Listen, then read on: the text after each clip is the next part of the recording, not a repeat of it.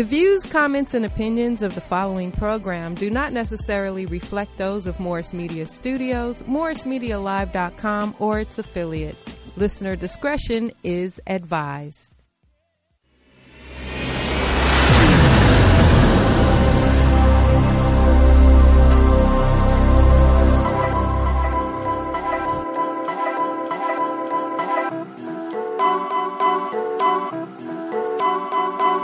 Poetic beats. Poetic beats.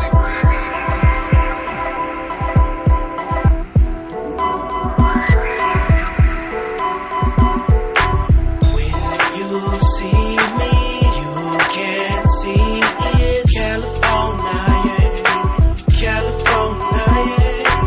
When you see me, you can see it. California, California beaches, California breezes, California bitches, our California needs. Sun up, sun down, all smiles, no frowns. Cali life is like a circus, minus the clowns. I keep the top down, swag stay turning. There's so much heat, the week get burned. Every day is the right day. In Cali, I do it my way. Kush keep the highway. Sunset on Friday, promenade Saturday, Sunday to Beverly. Fuck the forecast, we know what the weather be. Post on the strip, showing off the whip. Real nigga love from the Bloods and the Crips. Cali, from the valley to the beaches to the flatland. Cali on my plate, I'm like a big old fat man. The desert is dessert, grapevine growing perp. All play, no work, got my boy about to surf. when you see me, you can see it. California, California. When you see me, you can see it. California, California. I'm off that Cali Kush, blowing in that Cali breeze. I love life like my niece, Cali dream. Palm trees and beaches, sunsets and clubs, VIPs, bad bitches, hoes and things. Throw up the West, represent your city and your state. Compton, California, shout out to Big Face. We on a Cali tip, let's take a Cali trip. LA to the Bay, that's that Cali shit. Banging Dr. Dre on the way, that's that Cali shit. Bumping Snoop Dogg every day, that's that Cali shit. DJ Quick in my shit, that's that Cali shit. I'm a Cali chick, look to the Cali chick. Good evening, ladies and gentlemen. Welcome to another episode of Toomer's Down. I'm your host, Al Toomer. And tonight we'll once again be discussing a plethora of controversial topics that I hope you will enjoy. With my panel tonight, I want you to call in and give your opinions on whatever you may feel like that we'll be talking about. The number is 323-293-3375. They'll be right down there at the bottom of your screen. And the chat room is up there. Like I told you last week, I got to get more familiar with that stuff, Porters, with people chiming in on the chat, because they be saying some slick shit that I need to get them addressed right away. So this week, we got a nice goddamn panel for you. All the way back here, the man that you love and hate. I'm glad to have him back up here, but he's so busy now shooting movies and doing shit. He finally got time to get back up here. My main man, Lionel Dalton. How you doing, man? What up, man? What up, boy? Good, man. You looking fly, man. I like the blueberry, man. You looking real smooth, brother. Thanks, man. Hell, I'm hanging in there. Looking good, man. You too. I see you Thank growing the thing out. What, you got another role coming out? Growing the head? Yeah, you know, I'm shooting a movie right now called Bomb Pizza, man. They got me playing one of those guys at the gas station asking for change. You know, I'm a hustler. I'm playing a hustler in the movie, so I got to look a little rugged. Well, you certainly got that look down packed. All you got to do is stop taking a bath and do No, I'm going to stay smelling good, man. Yeah, go ahead and light and stay. As I say, I'm Jackson, and he played his role as a Gator. Gator, yeah. Because he didn't take a bath for like 2 or 3 months. He was committed. Really studying the role. I don't think I could do that. He was committed, man. Yeah, and we have a female here tonight, comedian. Yay. Her first time here on the show. Phenomenon. That's a hell of a name, girl. So tell us something about yourself and how you come up with that name, Phenomenon. So I'm Phenom T.C. Brown. My name was inspired by Dr. Maya Angelou's Phenomenal Woman. T.C. is for Tennille Carpenter, and Brown is I have both my parents' name. One of those hyphenators. Okay, a funny joke, a little dash in there. A funny joke about that's real is my whole name is Phenom Tennille Marie Carpenter Brown, and then I married a man named Short. So I got this long name. And made a just man added short. his on. But yeah, Sister Phenom is what I like to be called, or Sister Fee. And where you hail out of? Are you from L.A.? So I was born and raised in Los Angeles, but I have family in the Midwest. Went to college in the Midwest and married a young man from Cincinnati, Ohio. Oh, okay. So married. How long you been married? 16 years. Oh, you beating the odds like a motherfucker. Yeah. Together 20, married 16. Oh, we need more black love like that. Amen. And a woman. Yeah, so. How you know he was black, though? Huh? How you know he was black? You right, Dalton. I didn't know that. He's a black man? Absolutely. Black all over. Oh, okay. Yeah. Deeply black. I was just assuming he looked like one that, would sell. I just assumed. Oh, yeah. That it's based on the rap and everything. Sister Soldier. Yeah, one of those. No, I'm not taking Sister Soldier's spot. That's her spot. All right, I got a list of things here, man, so we might as well get into it one way. We might as well start with the Oscars. Oscars. What do you guys think about that? Let me start. Did you look at it? And I don't know. I really didn't watch it. I didn't watch it. Movies won anything. I know they say Panther won 3. Spike Lee finally won one and showed up there and accepted his award, but I'm kind of disappointed in Spike because hell, he been goddamn protesting our goddamn fucking how biased this shit has been for years. And then they finally give you one and you show up there like ain't shit happened. So if it's fucked up all over the years, then why are you just showing up there? Why show up there? Did he win for director or for writing? I know it was with the movie Director? Black Klansman. He won for that. Yes. I believe that's what he won for. One Boys. Black Klansman. I don't think it was Lee. for best director though. Yes, it was. It was for best director. Yeah. Director, yes. Okay. Yeah, so he picked up his for that. And because they gave multiple. Okay, so basically everybody, because I know they called out like 5 names. Yeah, those are those are nominated. No. What I'm saying is 5 got like 3 other guys got the Oscars with Spike. You know what I'm saying? I believe Sam Jackson got So one. So what I'm saying is Spike got one, and like 3 other white guys got one. Yeah. So I'm thinking if you got best director, that's only one. Yeah, exactly. Oscar. So I'm wondering if that was for best screen. It might have been because I think it was best screenwriting. I know Sam but got find one. out. Let me know, y'all. If was it best screenwriting or was it best director? I don't know what he got it for. He should have won a gang of other ones. Yeah, I think he should have got it for Malcolm X. Malcolm X for sure. That right there was one of the most incredible films ever, man. But he put his foot in his mouth and told the Academy that if y'all don't nominate it for Best Picture, we'll burn the Academy down. And he said, all right, well, nigga, show us. So I believe that's what happened with that. But Hurricane Carter, man, Spike got a whole bunch of shit he should have got them one for. And he's been, like I say, bitter. Just 2 years ago, they was boycotting this shit. But this is how these people do us with the Oscars. Every now and then, they'll give niggas a flood of something and tell you to shut up. And you should just accept that, actually, because I already knew it was coming. When Chris Rock hosted it a couple of years ago, and he was talking about nobody was nominated. Jada Pinkett went off talking about, this and that. Well, man, we can't let you niggas just blackwash our shit every year. Every 4 or 5 years, we'll let you niggas have something. So shut the fuck up. And this year was one of the years. Next year, probably won't be no niggas nominated for nothing, and niggas will be riding again about something. So I didn't really watch. I don't think I watched any of the movies this year. None of the movies really interesting out of to all me. the other shit that I met, some of the movies they got them announced, like I didn't even know that was in theaters. Yeah. So, I didn't watch it, but, Panther picked up a couple, and, that's what what it is. The only thing that caught my eye about this year's Oscars is some of the costumes, and I will say costumes, that some of the people goddamn wore there. Like Specifically, there's a couple of men wore shit there, but there's this one brother showed up there, man, just Billy Porter. Decked out in an evening gown. Billy Porter, that's his name, singer.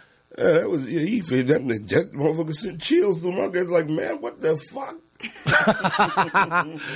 When I seen it, I was like, wow. But that's what the Oscars. That's what the Oscars for, man. You man. picture that guy that with the tuxedo, evening gown. You know, I think that's, you know, it's the red carpet. Everybody wanna show up and show out. So I think he really showed up and showed out. Well, so that's what he wanted, and he got the exposure, he got the attention. Look at we talking about it, you know. So, what did you see him, Phenom?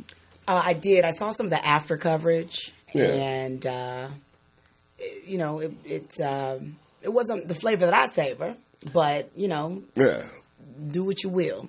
To each is their own. I really appreciated Brother Spike and all the words that he said. I hated the flack that he caught from 45. Okay. Yeah. And, you know, that was just absolutely ridiculous. There he is. yeah. There he is. They're idiot. She is. So obviously you're disclaiming he if you wear that shit, man. God damn. This motherfucker, man. That's you know, I think that's his own individual choice, man. I can see playing a character in a movie wearing that shit where you a cool ass villain, but just straight out wearing that. This is what I'm wearing tonight. Yeah. That takes a lot of confidence, man. To hey, this is me, and I'm gonna show the world. So yeah, you know, that's big up to that brother. Well, my thing is bringing it that you while I even bring that up, man, is when is it's shit appropriate. Was that venue appropriate for you to show up there like that? I mean, I'm just thinking it might be a bad analogy, but what if? I mean, can you just show up there naked? Can a goddamn sister just show up there with some nipple tassels on and a G-string and go? See, here's the thing. If you're gonna let fashion go that far, him showing up with that, why isn't it appropriate? Because he's a black man in a dress. Well, you can look at it that way too, but I'm just talking about a man in general. What I'm saying is, my analogy is, if a woman had showed up there butt naked, well, let's just say he showed up there with a G-string on and nothing else. Well, we can't say. We can't say what if, because he didn't do that. We can say what if. He didn't do that. Let's go with the facts. That man showed up with a dress. So that's like saying, okay, so what about a black woman show up with pants on? The couple of women did show up there with suits and stuff on. Is that appropriate? I'm used to seeing, man. How many years you been seeing Ellen DeGeneres and a lot of other? A woman that wears exactly. So why isn't that appropriate? Any more than is appropriate for a motherfucker to show up there butt naked, as far as I'm concerned. Oh my God! To each his own, man. It's flavors. Right. It's to each his own. If that's the way I feel about the entertainment business, man, and just come from Philly, coming out here, I see it. I just feel like, man, to each his own. If you want to wear a dress, you want to do this. If that's your creativity, man, that's who you are, man. And I feel like if that makes you feel good inside, then this is your one and only life. Express who you are. That's just how I feel now.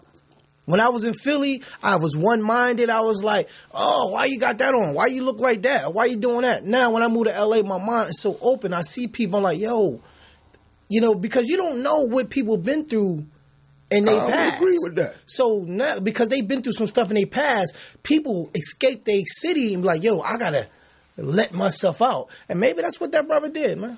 That motherfucker that been out the closet, man. If you come out there, like, you been out a long time ago. That was way too much comfortability to me.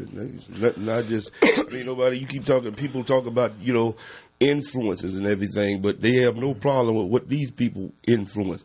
They'll say rap music influence people to go out and kill and shit.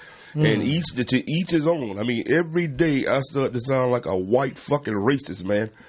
Like segregation is everybody need their own little goddamn pocket of where they need to be instead of that intermingling with each other and goddamn pushing your bullshit out. I mean, I don't want my kids seeing no shit like that. Seeing what?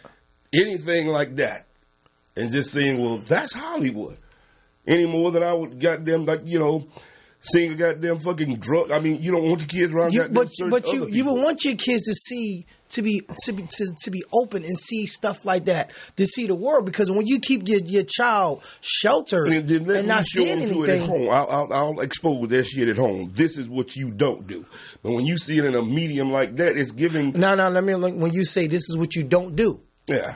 So if you my child, so you would tell your child that's not what you do.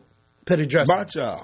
But what if your child grow up and be like, "Yo, Dad, this is who I am." You gonna abandon him? Man, I ain't gonna abandon him, but I will bet any type of money my child ain't gonna grow up like that. Well, you never can tell. If you don't mind, if I can put something on the floor here, if I can enter the conversation. Well, you never know. All I can say is this: I appreciate anyone who lives their truth, and it may not be my choice, but that's their truth. I'd much rather a man live out loud and live his personal truth than to be in the closet on the down low. I agree with that. I sticking and tricking. Now, what I don't like, what I don't like is brothers that's on a down low and still mess with females. Yeah. That's straight. Mm-hmm. Now I think that's disgusting. It is. And what else I don't like is like far as like I said, we're gonna talk about like transgenders. Right. I don't like when if you meet a straight man and you know this man's straight. Yeah. And you're a transgender. Yeah. And you know this man is straight, but you throw yourself in this man and you don't be. I feel like be honest within yourself and tell this man, hey, I was a man at one time. Oh yeah. Or I identify myself as a woman. Mm-hmm. But I'm a man. So I just feel like if you're gonna be a transgender, if you are a transgender and you out and you meet straight men, be honest with that man. Yeah. And tell that man. Yeah. And give that man a benefit of the doubt. Be like, yo, okay, I'm with it or I'm not. Yeah. And that's the conversation that they're not having. Mm-hmm. They're not. And we gonna get the transgender just a minute because of the stuff Don Cheadle did on Saturday Night Live with a T-shirt he had on. But that's one point.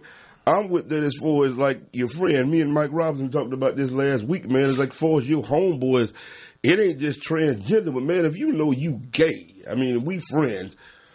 Man, I mean, let's just say we go out to the club or something, comedy club or wherever we go, and if people know you that way, but I don't know that. So by being seen with you, I'm perceived to be that way. You need to let people know what, yeah.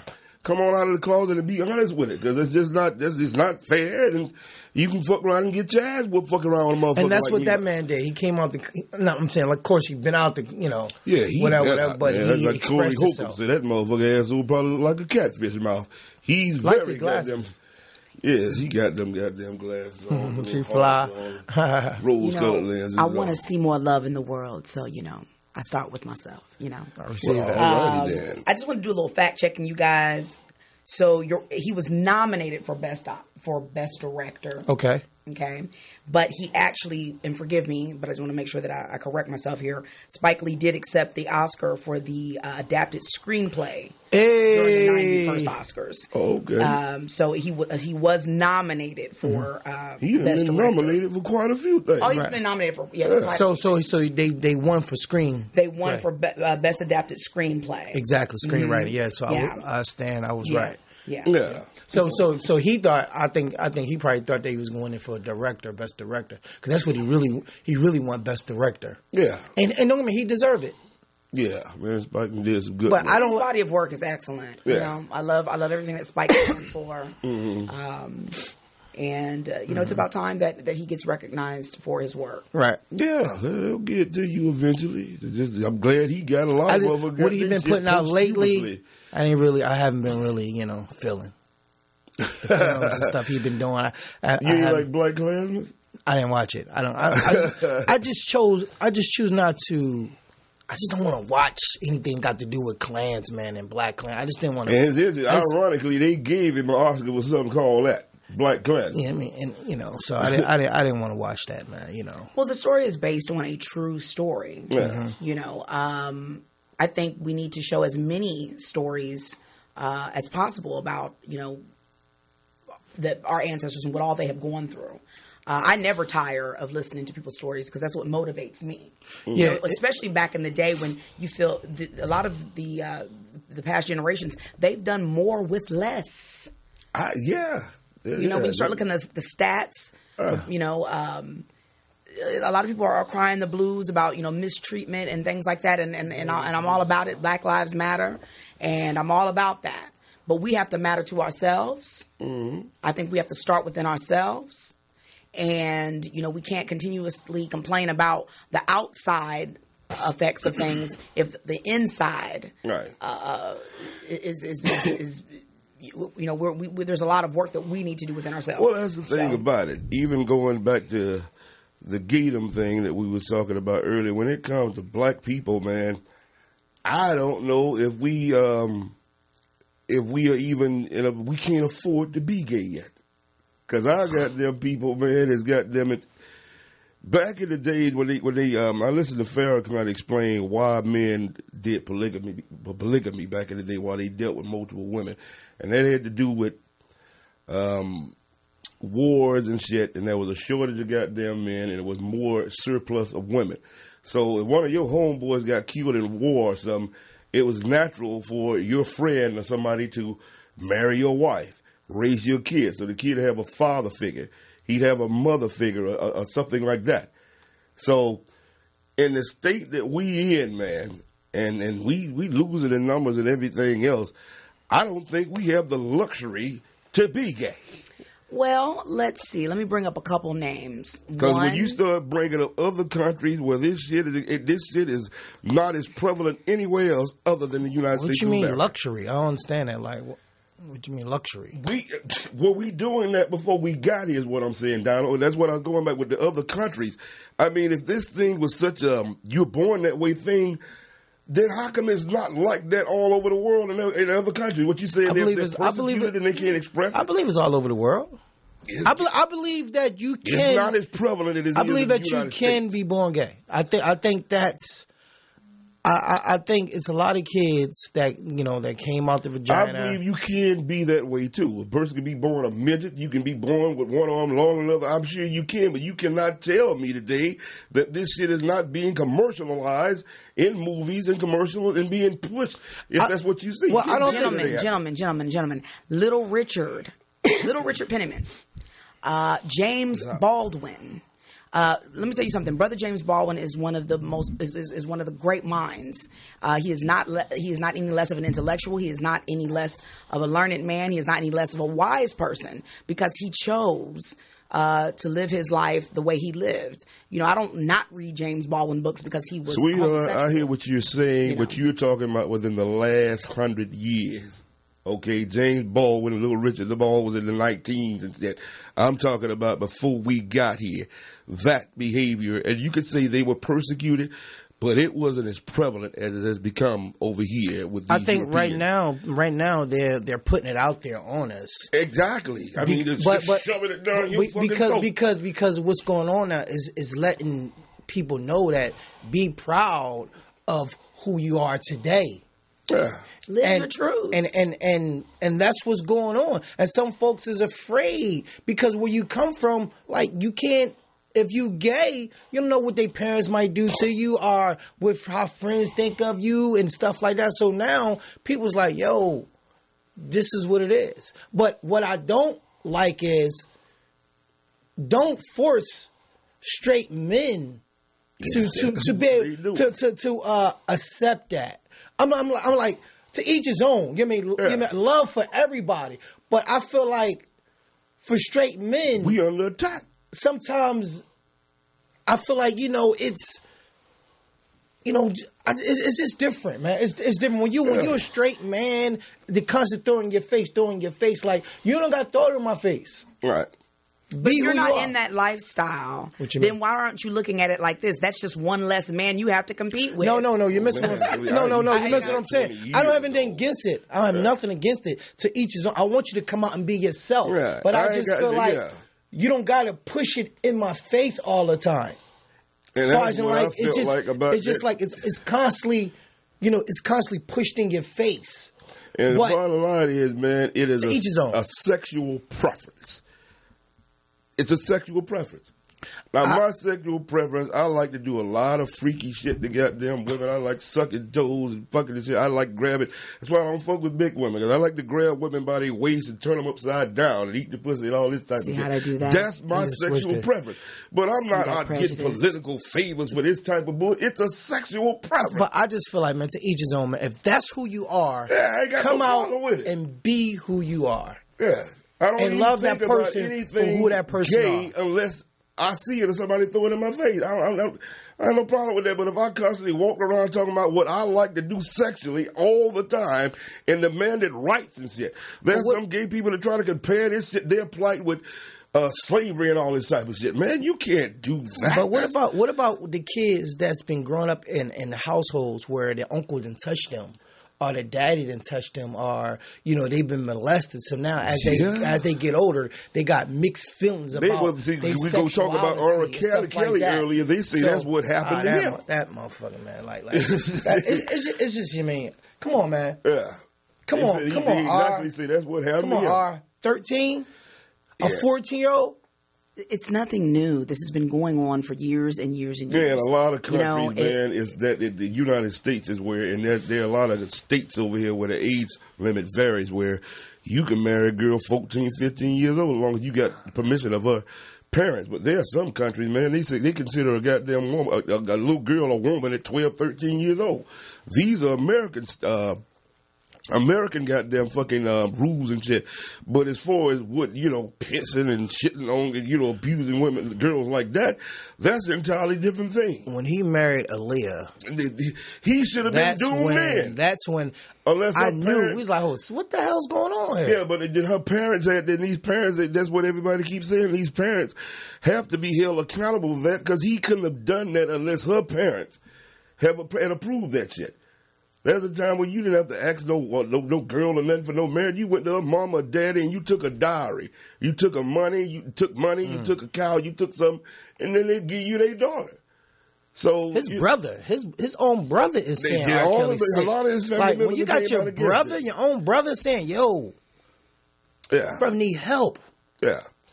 And but we still listen to his music. He does need help. I mean, but when do we separate the artist from their transgressions? Man, if we didn't like people based on their actions, we wouldn't listen to anyone, because as you start to unwrap, most artists, most geniuses, when they ain't doing their art, are some weird motherfuckers. So there's a lot of people you'd have to stop paying attention to based on what they do when they ain't working on their art.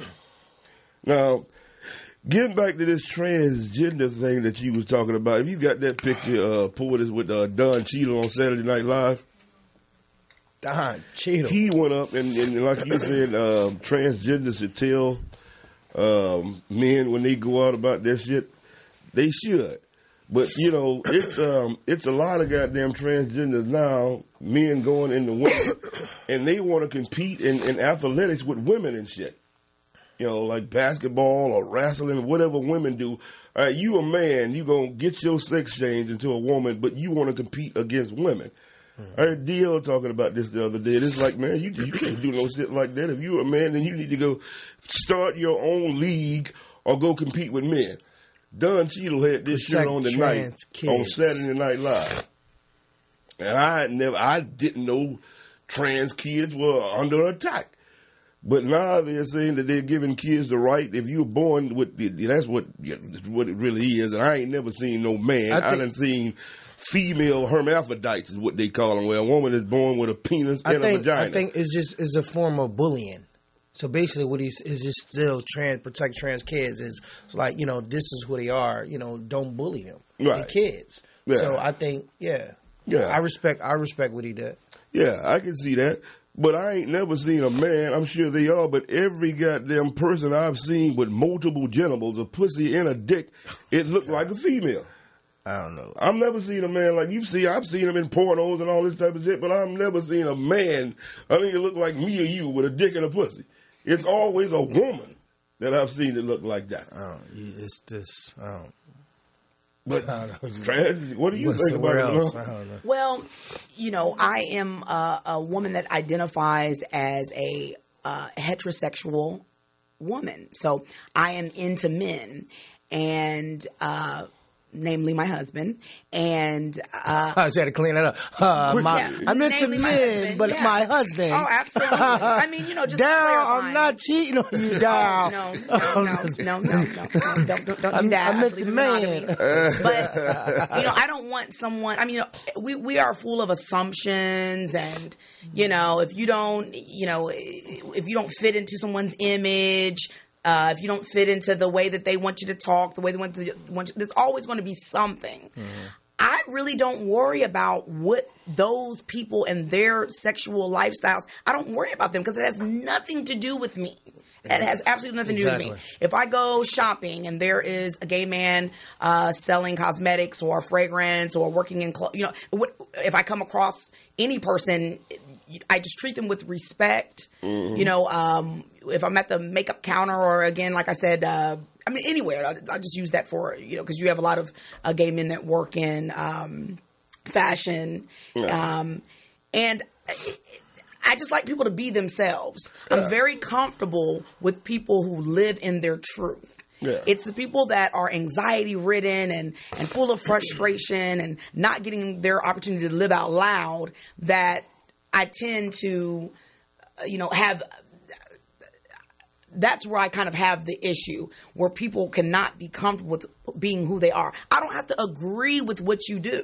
Right. Let me ask you a question. To just be okay with you being who you are. Do you have any gay friends? Not that I know of. Not right offhand. Let me think about the comedy. Yeah, I know. Yeah, I know. Goddamn. I have a gay friends. Yeah. And I learned how to treat people, everybody the same. Well, I'm just saying, even growing up in Albany, Georgia, 30, 40 years ago, you saw people, you went to school with them, but there was never no thing or anything like that. Nobody have anything against you, man. As long as you that, and that's my biggest thing. And I haven't had that, that problem where a goddamn fucking man will walk up on me. But man, I done seen some of my other male friends, guy friends, the motherfucker that look pretty. I done seen guys, guys, clean that up. I've seen men walk up on them like they walk up on women and lick their lips and all type of shit. I'm glad God made me I don't look too deep very and all ghastly. No, but I've been out and then my friends are real men. These guys I'm talking about, they end up hitting the motherfucker. Man, you ain't gonna just walk up on me and like a man do a woman and lick your lips like you want to do something to me. Man, but there are some people that do that. But I've never had those type of experiences. Yeah, some people's like that. But I learned, me living in LA, I learned to accept people for who they are. Yeah, as long as that's what I was going. As long as you don't approach me, you respect me. And I respect you, and just keep it like that, But if a gay man approach you, you can't be, you, but it's like, you can't be all like, oh, what you coming to me for? No, it's like, he might find you attractive. He just walk up on you and palm your ass? Nah, man, that's disrespect. You don't do that to no woman, and no woman should do that to no man. Yeah, that's disrespect. Now that's a different level. Okay. Now you on your Terry Crews now. You on your cruise now. Now that's what I don't understand about Terry Crews. I'm like, I'm like, as big as you is, you in a damn event and somebody cuff your balls. Yeah. Like, we gotta throw down, man. Yeah. I don't care where we at. I don't care. You violated me, bro. Yeah, but we got, matter of fact, let's go outside. We gonna talk. We gotta go outside. You violated me. Right. You take care of that. But if he don't went off on that little old white man and did anything, I guarantee you they'd have brushed that up on it. He's like, you should have did. Well, Terry had to watch. You know, we are held to a different standard. Not when you grab my balls. It's raw and cut. I mean, he didn't just say, he didn't, if you watch his interviews, he did not react in a soft way. He was highly upset, he and his wife. But we all know that if he would have went off and hawked out Yeah, and threw this man around and just got he'd still be locked up. Absolutely. And so I think that he carried himself with dignity. I think that he made his point. I think that he brought it out. And I as a woman, I get you got to address that right as then a and woman. there. I've had other women come on to me. As a man, as a woman, I've had other women come on to me, you and I address tell that them right no, there. thank you. You don't wait years out.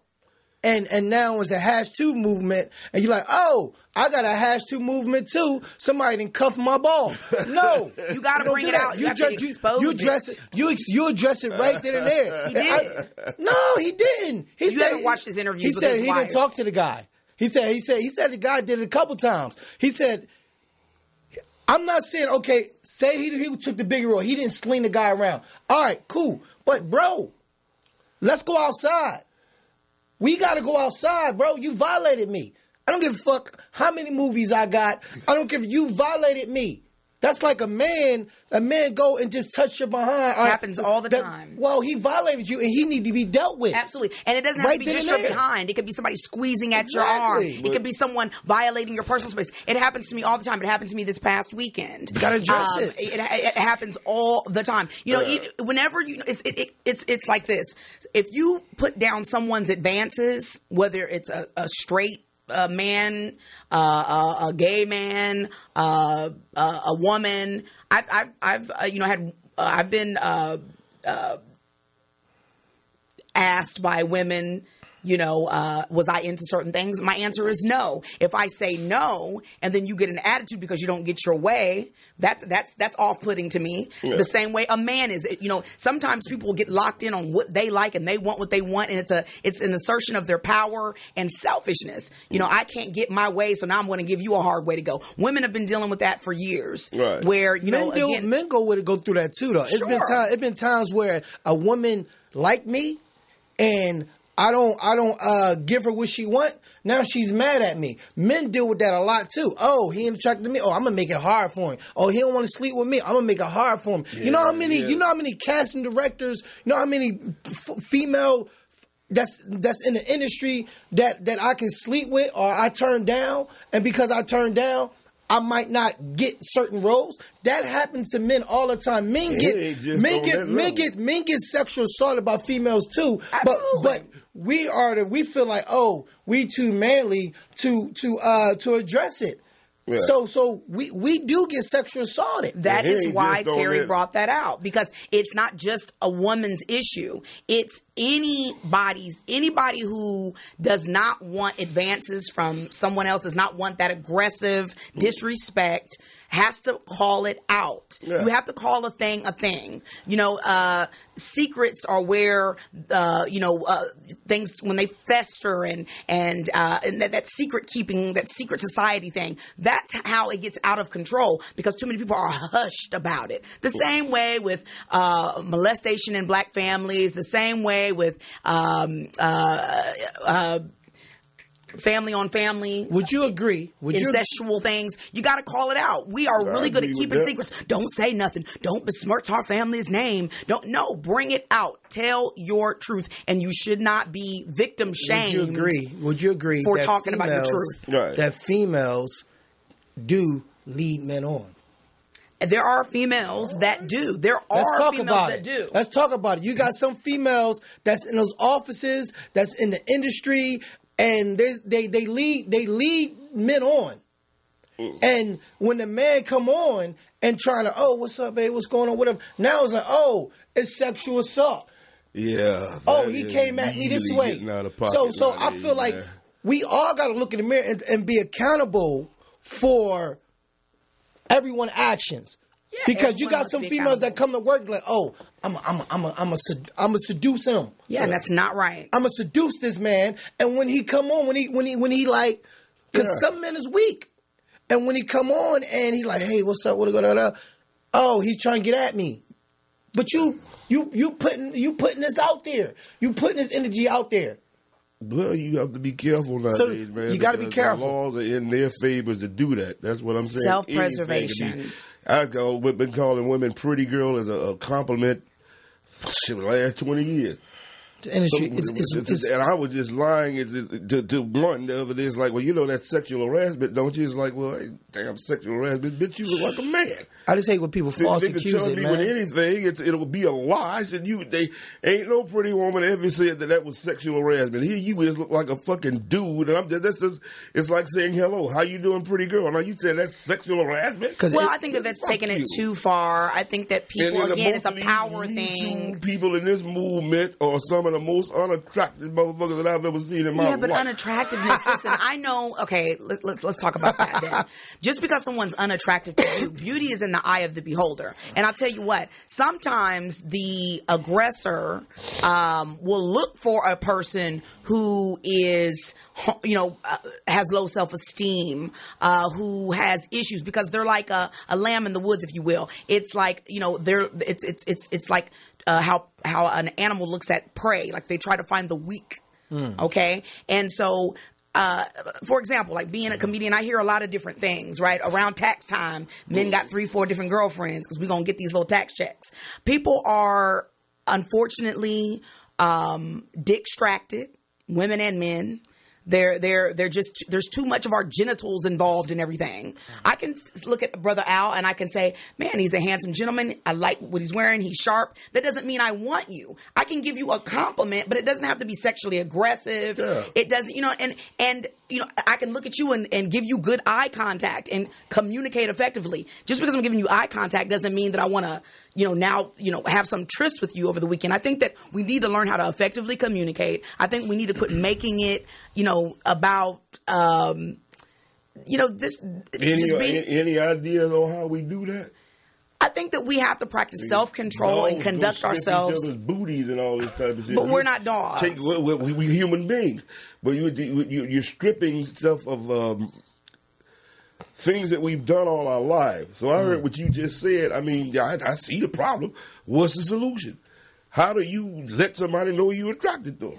Well, I think without being accused of doing something you ain't doing, or this harassment shit. How do you get around I came with a solution for all this stuff, man. I came with a solution. Because it's sad, because you got some females that really been raped and really been like touched. Yeah. And the ones that haven't, and that's like false accusing, it make the ones that really been through it look bad. Exactly. And that's the sad part about it, man. Yeah. So my solution is I just watch porn. I don't even mess with I ain't messing with no more girls. I watch porn. Can't nobody accuse me. And you hope that those people in the porn are not, suffering under human trafficking. No, I don't watch. I watch the never know which are. No, I know which ones I watch. I watch the real ones. The real home videos. They know what they doing. You know exactly what they do. I watch the real ones, man. Really what it is, though, it's really mental health. I think that people need to start learning how to be accountable for their actions, and we need to realize that, a lot of times people say, oh, walk it off, shake it off, be a man. Like, for example, I was having a conversation about a lot of these teachers who are molesting their students, female teachers who are molesting their male students. And I hear men say stuff like, man, where were those teachers when I was growing up? Damn right. When I was in high school, and I wish my teacher would touch me. Man, I be looking at these things, man. I'm like, hold on, come on, man. Come on, man. Touch me, goddammit. Well, okay, I taught middle school education. I never looked at any of my students, in any kind of way that was sexual. My teachers wasn't the most attractive ones growing up either. Back in the 80s and 90s, my teachers they was old looking, but I look at these teachers now. Yeah. Woo! 20s, 30s. They like 20, 30 years old, look bad, beautiful. I would have been straight A. If my teachers look like that, my teachers look like that, the way they look now, I would be a straight A student. I'd be going to school every day.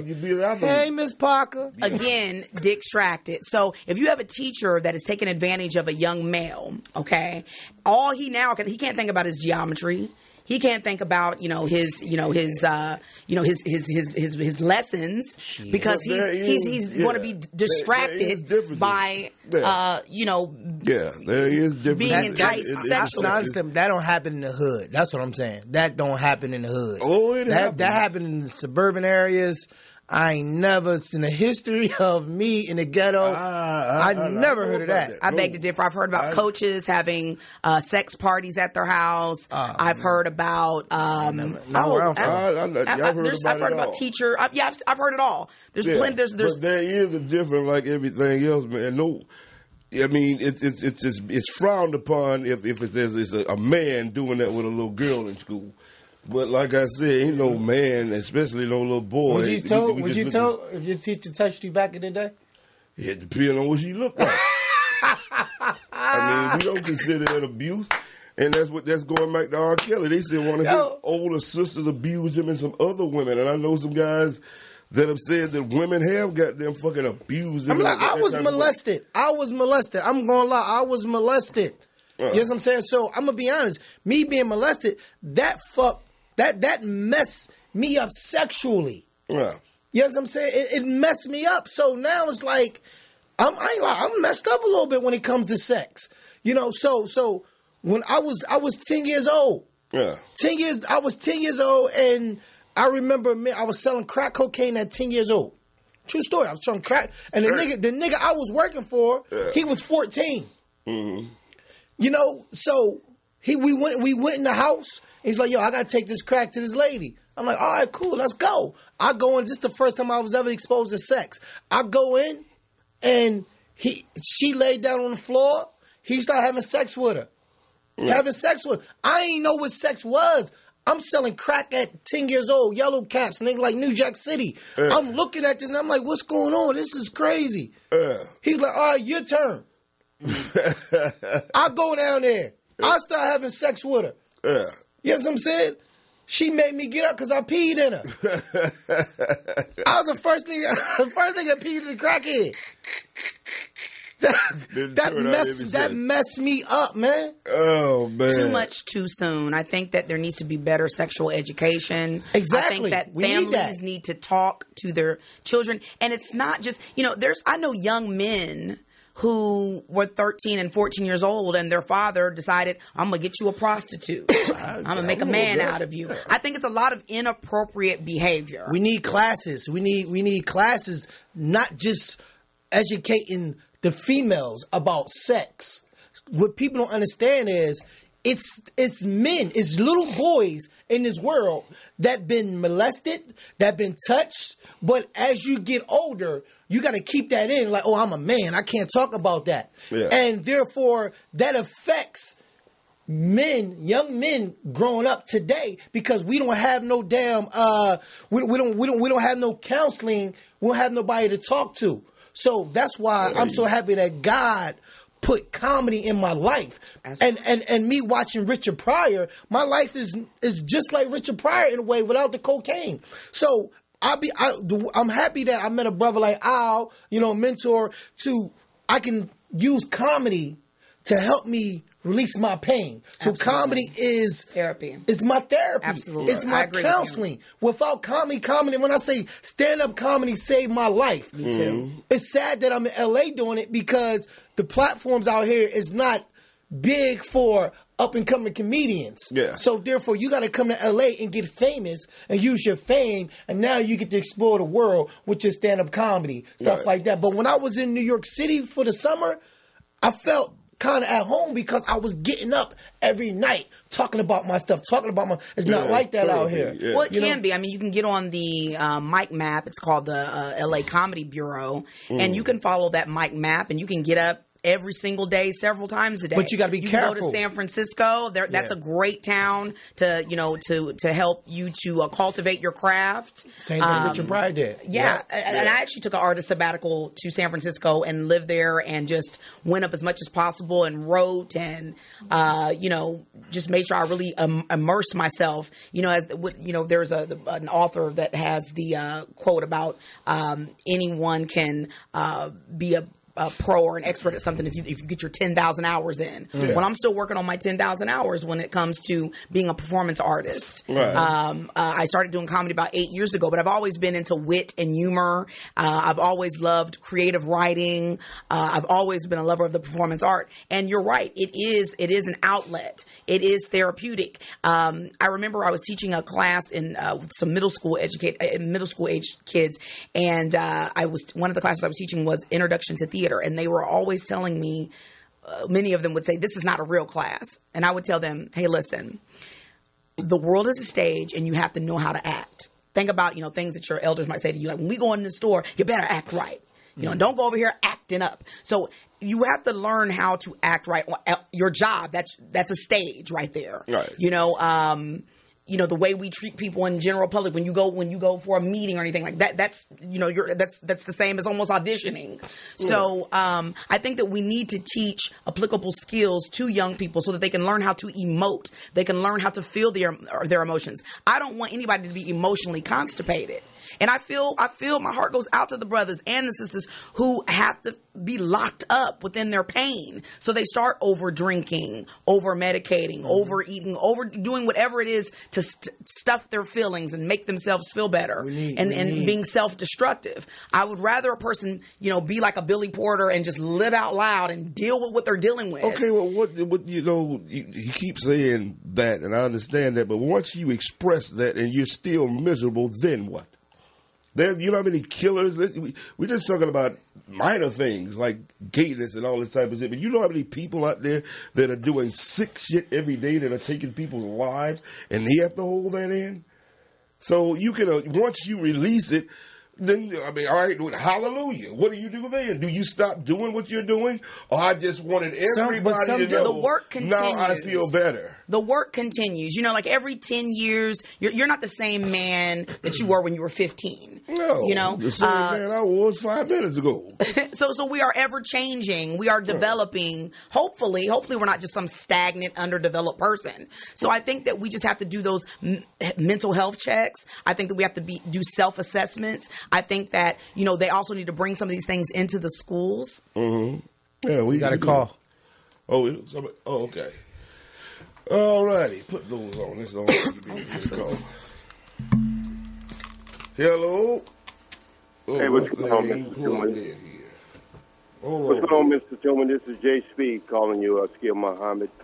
Hey, what's going on, man? I'm trying I've been to on get hold for about 45 minutes, but it's okay. It's cool. Y'all had a nice conversation. Yeah. I was supposed to say something to your guest, your brother and the brother of your guest. Lionel? But he said it all. Yeah. He said it all. I couldn't say anything because that's exactly what I was saying, man. You've been traumatized. I can tell the way you talk. You've been traumatized. Yeah. Dr. Umar Johnson would be a good brother for him to talk to. He's from Philadelphia. Yeah. And for the sister. Yes.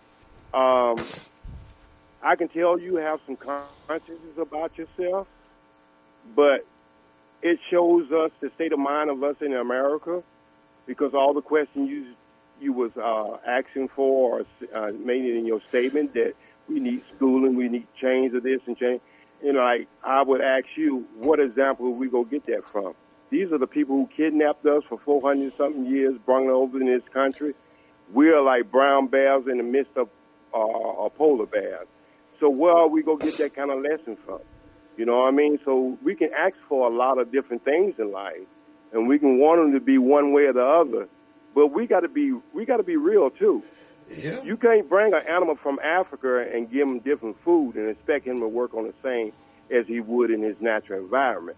Yeah. So we got to start really asking critical questions, not talking points, but critical questions.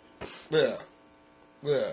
And I greatly appreciate that. Yeah, I agree with you. I don't disagree with what you're saying. We do need to do more community-oriented things. I mean, we can't depend on the outsiders of the community.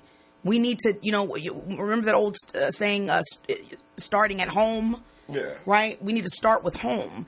And we do need to get real about the trauma that we've suffered in our life, that many of us have suffered in our lives. Yeah. And, it's like, the Willie Lynch letter, okay? Some people say that it's myth, but it still makes it is myth. But it still makes a great point. And it still makes a great point. Now it's getting to the point where, you've got the women against the men, and, it's becoming it's becoming destructive. It's mental slavery, and it has its effects, and we do need to deal with it. And we need more people in our community that are attacking it aggressively. They're coming up with programs in the schools, that are coming up with more community-based programs that will help people address their mental health issues. Mr. Toomer, when me and you used to talk about this, y'all don't know who I am really, but you can Google my name and you can find out exactly who I am. But me and Mr. Toomer used to talk about this in the 90s, and we got a couple radio hosts fired because we were so in-depth. We took everything to the root and bring it to the league. Mm-hmm. And so what I'm trying to tell you, my brother, and my brother who was talking, we can't, I'm sorry, but be real about it. We can't love everybody, because if we love everybody, then we have to love them in the condition they are in. So what we have to do is care enough for humanity. Yeah. Because that's a different thing. Because when you try to love everybody, that means you ain't really doing anything, because nobody can love anybody they don't know. So, but I understand what your sentiment is. I understand what your sentiment is. But what I'm trying to tell you, my brothers, all this stuff that we are invested in this country, it's been beat into us mentally, physical, and spiritually. And when they take them three things from you, we can be thinking about, and you wouldn't even be having this conversation that you having right now if you was in your natural state of mind, or you was in your natural state of your holistic way of living versus this European style of living. Yeah. But we also got to be clear too that back in Africa, it wasn't the best living style either. Africa had its situations and stuff going on also too, and they was actually they was enslaving Africans also, selling them too. So like I said, we don't know how we might have been living over there. But I will say in America, I came up with this today. I said to myself, I woke up, I was like, man, being a black, nothing harder than being a black man in America. And I said, it's easier to die than living as a black man. Yeah. It's so powerful. And that's how I feel. I feel like it's to die as a black man, that's easy. Yeah, but to live in America as a black man, that's the hardest thing to do in life. Yeah. Let me ask you one question before y'all get ready to leave, because you only got 1 minute. Let me ask you, my brother, is there anything that we are accepting or going through right now that our forefathers, 400-something years, came off that boat, good ship Jesus? Is there anything that we're going through right now that they didn't go through 1,000 times more? Nothing is new under the sun. Yeah, nothing is new under the sun. You said, what is our excuse? Yes. What is our excuse? If they went through 1,000 times, it wasn't a time when a man wanted to make love to another man. He was forced to break him. That's what the slave owners used to break black men. They would not break. They would have a man come around and make love or sex, rape him, and that's terrible. You know what? That's terrible, and it's sad. But why black men is going through a lot of stuff today is because of, think about it, it's money. We was taught to hate ourselves, but love their wealth. Yeah. So money plays a part of a lot of stuff of why people are doing the things they're doing today. Exactly. All right, Dave. Thanks for calling. Thank you so much for calling in, brother. Wrap this up. Thanks for calling in, man. You took your time, but you made a powerful impact. So thank you for goddamn calling in, and look forward to having you back. And thanks for understanding, man, my story. Yeah. Thank you. Have a good night. All right. Yeah. Well, we didn't got next to that time, folks. Wish I had a little bit more time with each one of y'all, but hell, we'll get it together again sometime. Right, it's over? Yeah, boy, we've been seeing our time fly, but y'all tell us, tell them where you gonna be at. Tell us about yourself, where you gonna be at, and then we get up out of here. My name is Lionel Dalton. You can catch me on Facebook, Instagram. I have a new movie coming out this summer. It's called One Night in San Diego. So I'm in that film right there, and I also have a movie right now on Netflix called Deuces, and I'm shooting a new movie right now called Bomb Pizza. So I'm out here grinding, and I'm just hopefully I'll get my comedy tour soon. Yeah, it's going to happen. Phenomenon. Absolutely. Well, all the best and continued success, my brother, on all of your sister. endeavors. I, too, am an artist endeavoring out here, and I'm just continuing to write and develop in my craft. You can catch me around town at many of an open mic. You can find me on Instagram and Facebook under Phenom Brown. And like I said, I'm an up-and-comer, so watch out for me. That's right. That's right. Thank y'all for being here once again, and thank y'all for tuning in for another episode of Al Toomer. I'm your host, Al Toomer, and we will see you again next week. Peace. Peace. Thank you. Values, dignity.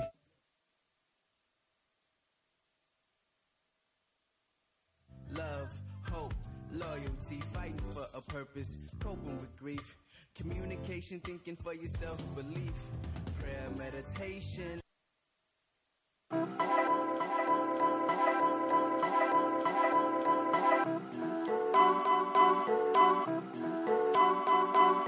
Poetic beats. Poetic beats.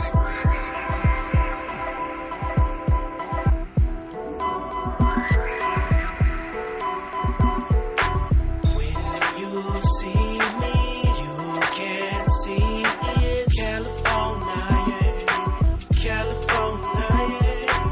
When you see me, you can see it. California, California. California beaches, California breezes, California bitches, our California needs. Sun up, sun down, all smiles, no frowns. Cali life is like a circus, minus the clowns. I keep the top down, swag stay turned, and there's so much heat, the week get burned. Every day is the right day. In Cali, I do it my way. Kush keep the highway. Sunset on Friday, promenade Saturday, Sunday to Beverly. Fuck the